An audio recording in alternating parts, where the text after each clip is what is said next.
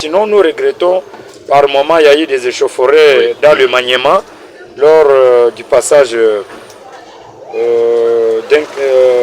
du candidat de l'opposition. Arrivé de ce côté, nous condamnons des actes de barbares ou de barbarie qui se déroulent d'une manière ou d'une autre. Nous voulons que tous les candidats aillent jusqu'à la fin, que le peuple puisse aller voter librement sans être intimidé. D'abord pour les moments qui sont au top, qui font de l'actualité, ils n'ont pas le même agenda. Il y a le président Félix Antoine Tshisekedi qui est d'abord le chef de l'État, le président de la République démocratique du Congo et qui l'engage même dans les relations internationales jusqu'à présent. Donc il a un agenda d'État. Voilà la raison pour laquelle des fois il doit aller répondre à l'international pour parler du Congo, de sa grandeur et de sa population. Et là, vous avez aussi un Félix qui est candidat à sa propre succession. Pour dire que les deux leaders, l'un dans l'opposition, et les discours là se jouent au niveau d'un principe politique qui veut à ce que chaque politique ou chaque politicien puisse se marier à ce principe. Félix au pouvoir, il vous dit « j'y suis, je reste ». Honorable Moïse Katumbi qui vous dit « ôte-toi que je m'y mette ». Donc ce principe-là met ensemble les deux idéologies différentes. Il y a un candidat qui veut avoir le pouvoir et un candidat qui veut garder le pouvoir par rapport à ses actions. Jacques Yabula Kato a fait ici. N'oubliez pas que la province du Haut-Katanga est une province hautement stratégique. Tenir pendant 5 ans, ce n'est pas de la blague. Vous avez suivi le chef de l'État hier. Il a parlé de Jacques Yabula. C'est un message fort. Le gouverneur Jacques Yabula est en train de battre la campagne pour le chef de l'État. Vous savez, la politique aussi, c'est l'engagement personnel. Lorsque on est élu, n'oubliez pas que Jacques Yabula, c'est un député. Député provincial, député national dans la circonscription de Likasi. Mais c'est quelqu'un qui a été aussi élu par les députés provinciaux du Haut-Katanga. Aujourd'hui gouverneur, et il a des engagements politiques et des engagements sociaux. La population qu'il avait mandaté pour la représenter, on ne l'avait pas mandaté pour dire que toi tu vas nous représenter uniquement avec tel régime. Non, on t'envoie là-bas au Parlement pour nous représenter, peu importe le changement de régime. Merci beaucoup mesdames, merci beaucoup messieurs, et bienvenue dans cette émission, votre émission que vous aimez beaucoup, une émission circonstancielle. Aujourd'hui nous parlons de l'arrivée du chef de l'État, une analyse approfondie. Vous avez vu une marée humaine qui l'a accueilli de l'aéroport jusqu'à la grande place de la Poste à Lubumbashi. Le chef de l'État Félix Tshisekedi, candidat numéro 20, a été bien accueilli. Et sur ce plateau, je suis accompagné de Hosni Moubarak Kambala. Avec lui, nous allons essayer de décortiquer cette question. Cher internationaliste, bonjour et bienvenue. Merci beaucoup, monsieur Gilles, pour la question. Je suis content quand je me retrouve avec vous. Je me sens. Ce que nous faisons avec vous, c'est une lutte pour une jeunesse consciente. Pas une jeunesse aliénée aux tribus et aux individus. Alors, nous parlons des problèmes qui concernent notre nation au sein des enjeux géopolitiques de la région des Grands Lacs et du monde. Voilà, c'est vraiment important. C'est sur cette question-là que nous allons plus nous attarder par les républiques. La première question, comment vous évaluez d'abord le déroulement de la campagne électorale depuis le 19 jusqu'à maintenant? Merci beaucoup. À tous les niveaux, les gens s'activent, comme je l'avais dit la fois passée. Le chef de l'État, Félix Antoine Tshisekedi Tshilombo, venait d'activer une élection qui n'a jamais eu lieu d'une manière rotative, en dehors de celles qui se sont tenues en 1957, avant l'indépendance, c'est-à-dire les élections locales municipales. Donc, de 1957 en 2023, donc Félix devient le président qui a tout fait pour que ces élections se tiennent. Et c'est coûteuse, mais ça se tient et c'est très important. En dehors de cela, il y a certains leaders qui ont perdu un leadership au niveau du pays. Il y a eu des désistements d'une manière ou d'une autre d'un camp. Alors, je pense que la bataille est déjà là. Et je l'ai dit la fois passée que le chef de l'État devient maintenant un homme d'État qui respecte sa parole. Parce que même jusqu'à présent, il y a certaines élites congolaises qui pensent qu'on ne va pas voter le 20. Ils disent que malgré ça, on est en train de gaspiller le temps uniquement. Donc il n'y aura pas les élections. Mais on est déjà en pleine campagne. Je ne vois pas ce qui empêche aux Congolais d'aller voter le 20 décembre. Donc la campagne se déroule jusqu'à présent. Et il y a quand même une accalmie. Mais sinon, nous regrettons, par moment, il y a eu des échauffourées dans le Maniema lors du passage du candidat de l'opposition. Arrivé de ce côté, nous condamnons des actes de barbares ou de barbarie qui se déroulent d'une manière ou d'une autre. Nous voulons que tous les candidats aillent jusqu'à la fin, que le peuple puisse aller voter librement sans être intimidé. Voilà. Alors, nous allons... Mais sinon, l'accueil du chef de l'État à Lubumbashi, c'est une démonstration de force. Et les gens étaient là depuis le matin. L'homme n'est pas venu à temps. Ce n'était pas dire que c'était stratégique. Pourquoi? Parce qu'il a dit je ne suis pas là. Je vais voir le climat sur terrain. Et je crois qu'il était toujours au courant de ce qui s'est passé sur terrain à travers son lieutenant que je salue, son excellence Jacques Yabula Katwe, qui est son représentant légitime ici, qui a fait que cette manifestation puisse se dérouler sans aucun incident. Et il est l'homme qui incarne la vision chef de l'État en province durant 5 ans. Et Jacques Yabula, c'est une personnalité importante pour la jeunesse. Voilà, alors Jacques Yabula, c'est une personnalité importante pour la jeunesse, mais on va essayer un peu d'analyser les différents discours, parce que là nous avons plus 2 candidats qui sortent un peu de l'eau, c'est Félix Tshisekedi et aussi Moïse Katumbi. Comment vous trouvez les différentes déclarations lors de leurs manifestations de campagne électorale? Écoutez, là vous avez affaire à 2 personnalités différentes. Vous avez 2 candidats, d'abord pour les moments qui sont au top, qui font de l'actualité. Ils n'ont pas le même agenda. Il y a le président Félix Antoine Tshisekedi qui est d'abord le chef de l'État, le président de la République démocratique du Congo et qui l'engage même dans les relations internationales jusqu'à présent. Donc il a un agenda d'État. Voilà la raison pour laquelle des fois il doit aller répondre à l'international pour parler du Congo, de sa grandeur et de sa population. Et là, vous avez aussi un Félix qui est candidat à sa propre succession. Pour dire que les 2 leaders, l'un dans l'opposition, et les discours là se jouent au niveau d'un principe politique qui veut à ce que chaque politique ou chaque politicien puisse se marier à ce principe. Félix au pouvoir, il vous dit j'y suis, je reste. Honorable Moïse Katumbi qui vous dit ôte-toi que je m'y mette.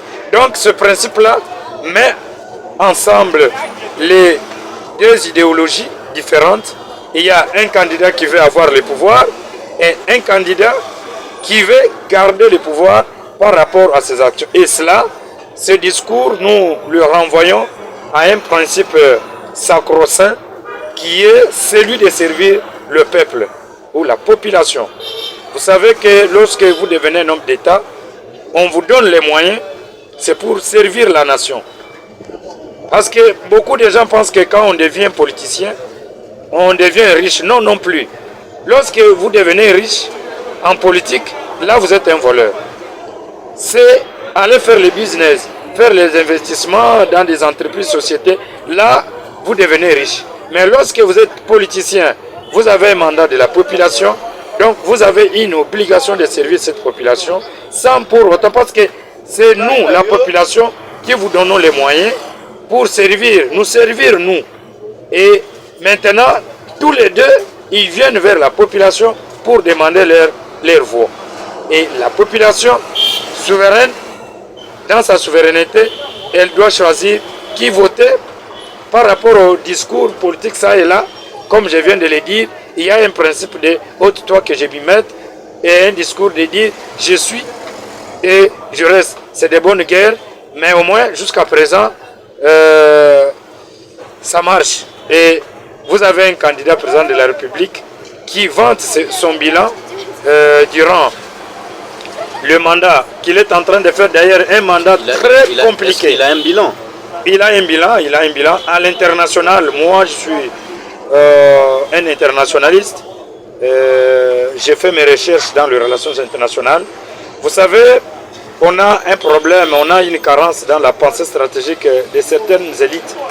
Aujourd'hui, quelqu'un passe aux médias et dit Félix n'a rien fait. Oui, il n'a rien fait. Mais dis-le, sur quel point il n'a pas fait. Parce que vous ne pouvez pas le juger dans un seul domaine non plus.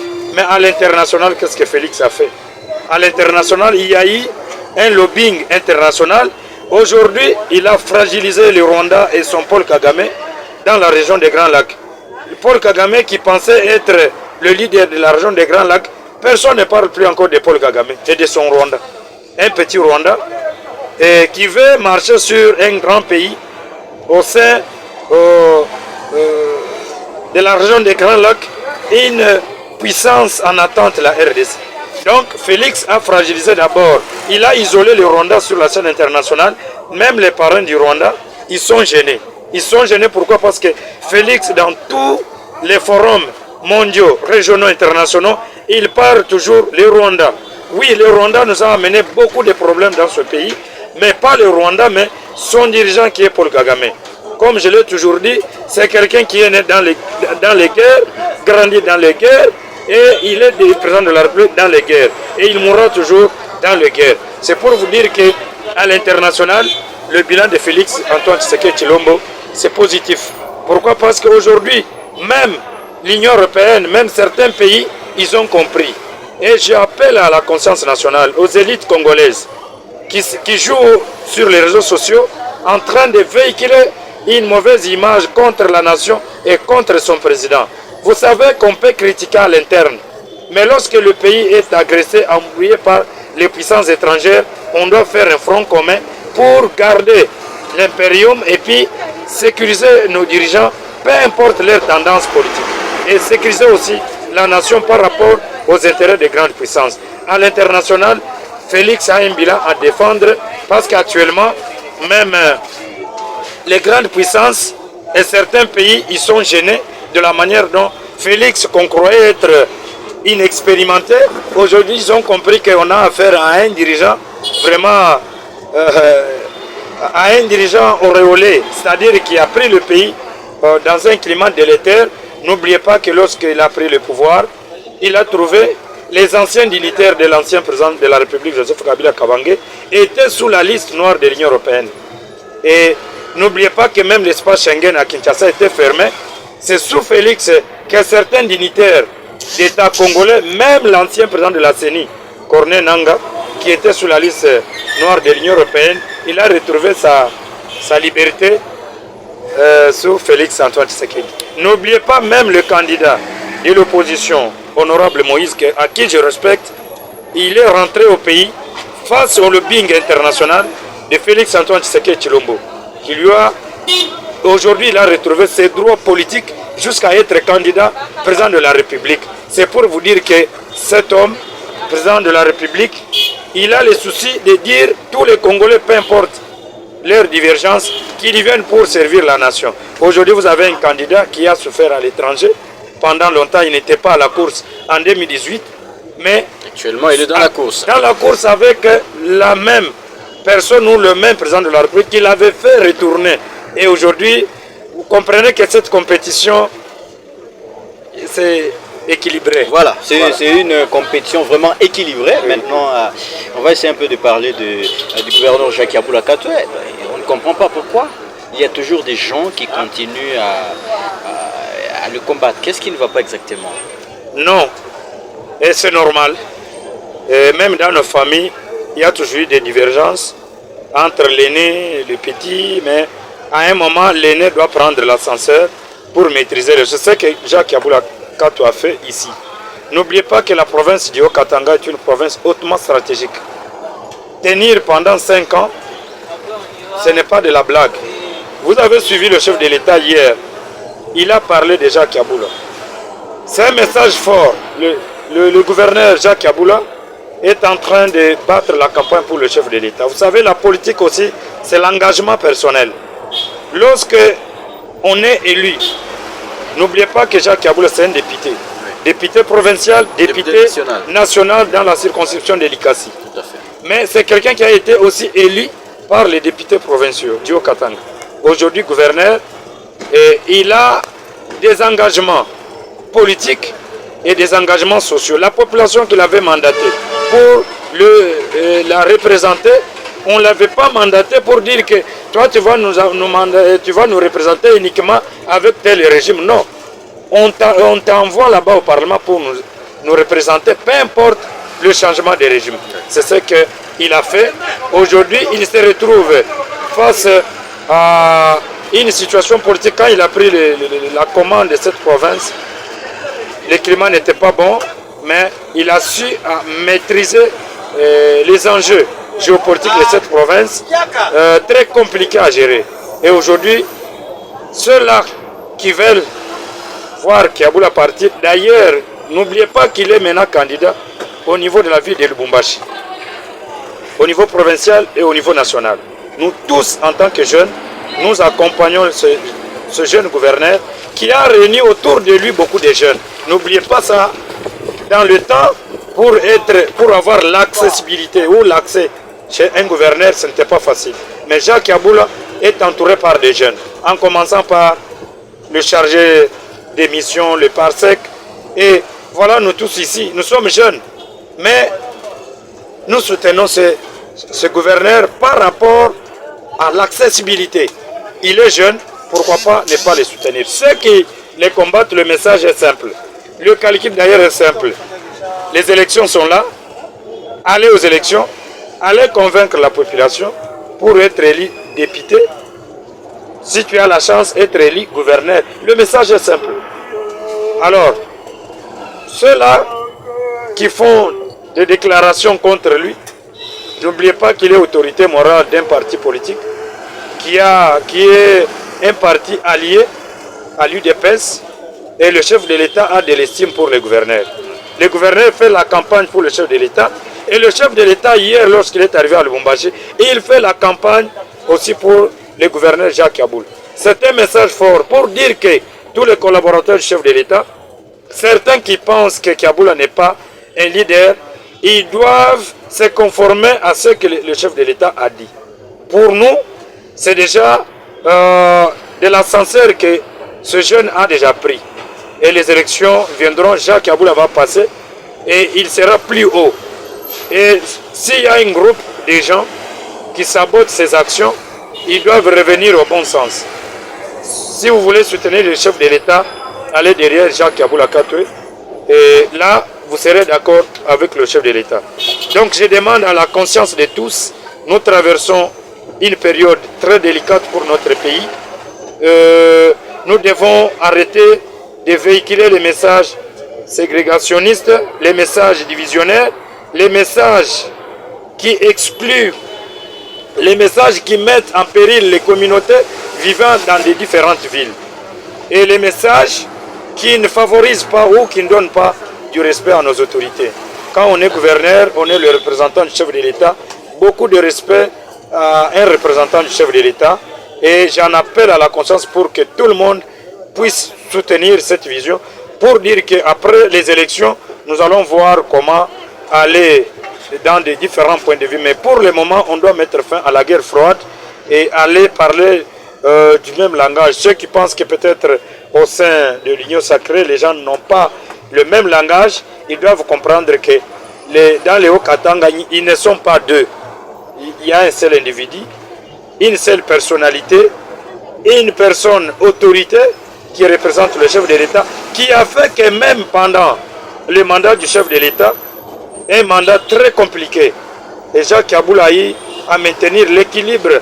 N'oubliez pas que depuis l'indépendance jusqu'à nos jours, un président de la République qui ne maîtrise pas cet espace de Grand Katanga.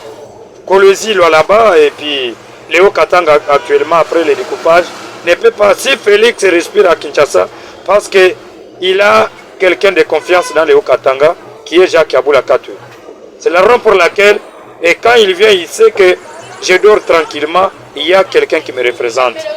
À tous les Hauts-Katangais de voter pour Jacques Yaboula Katoué et comprendre que ce jeune, une fois encore, votre confiance pour le mandat qui vient, Jacques Yaboula sera un homme. Aujourd'hui, on ne parle pas de son bilan parce que je vous ai déjà promis. On va faire une émission spéciale, un bilan de Jacques Yaboula sur le plan humanitaire, sur le plan économique, sur le plan social et sur le plan des infrastructures. Et nous viendrons avec un documentaire bien complet, conçu pour parler de Jacques Yaboula Katoué. Donc respect à cet homme. Merci beaucoup pour l'accueil d'hier. Il n'y avait pas eu des incidents. Il y avait des infiltrés qui voulaient que l'autorité, l'image de l'autorité provinciale soit ternie, mais ils se trompent. Allons aux élections dans la sérénité et dans l'amour de la patrie. Hier, les gens s'attaquaient à l'ancien président de la République, Joseph Kabila Kabange. Aujourd'hui, il est sénateur à vie. Les gens disaient qu'il ne maintenait pas les Congo selon les... Nous sommes un pays, nous sommes un continent, nous sommes un monde, la RDC. Aujourd'hui, ceux qui veulent dire que Félix a échoué, vous ne voulez pas aider le président qui a le mandat. Après ce mandat, vous dites que non, Félix a échoué. Mais Félix a gouverné avec plusieurs personnalités politiques. Même en province, Jacques Yaboula a gouverné avec plusieurs députés provinciaux qui étaient même des ministres provinciaux. Et aujourd'hui, dire que Yaboula n'a pas bien travaillé, nous devons aussi juger les bilans des députés provinciaux qui étaient à ses côtés. Demain, Félix, il a échoué, oui. Il a échoué, il a travaillé avec tout le monde. N'oubliez pas que le ministère du plan où tous les projets de développement passent a été confié à une autre personnalité que j'apprécie beaucoup. Donc, il y avait une cogestion à la tête du pays. Pour terminer, Félix peut quitter le pouvoir aujourd'hui. Même s'il quitte le pouvoir demain matin, il sera sénateur à vie. Toute sa vie sera prise en charge par le trésor public. Et qui paye les anciens présidents de la République? Aujourd'hui, nous payons chef de l'État, l'ancien président Joseph Kabila Kabange. Et demain, nous continuerons toujours à payer les nouveaux, les futurs sénateurs à vie. Qui sera perdant? Donc, le message est qu'il faut soutenir, quand vous avez un président de la République, il faut le soutenir pour qu'il réussisse à son mandat. Car ça entre aussi dans notre avantage. Si vous vous dites que non, parce que sa tête, sa tribu m'énerve, il faut qu'il échoue, c'est nous-mêmes qui allons continuer à le payer demain. Alors, ce message, c'est un message interpellateur. Merci beaucoup. Merci beaucoup, cher internationaliste, pour vos analyses. C'est moi qui vous remercie pour la considération. Vous savez que lorsqu'on se réunit comme ça, jeunes, ce n'est pas facile. Il y a une guerre des générations. Les jeunes, je vous lance un message, un défi. Il y a une guerre des générations. Sous Félix, il y a eu beaucoup de jeunes aujourd'hui qui se retrouvent dans la territoriale, partout, par-ci, par-là. Et les jeunes, gardez cet élan. Si demain, vous ne faites pas un bon choix, si demain, vous êtes dans la diversion, la jeunesse, il y aura une guerre des générations et chacun va tirer des conséquences. Voilà. Merci beaucoup. Merci beaucoup à vous tous. Vous avez compris, hein, nous étions en train d'enregistrer au centre-ville de Lubumbashi où il y a un peu de bruit avec les différents véhicules. Merci beaucoup, on va vous retrouver très très prochainement. Merci à Enoch Kasongo. Bye bye. Nous, on ne parle pas des individus ni des tribus, de la République et des animateurs. Voilà. Donc voilà, nous ne voulons pas une jeunesse aliénée aux tribus ni aux individus. Voilà, merci. Merci beaucoup.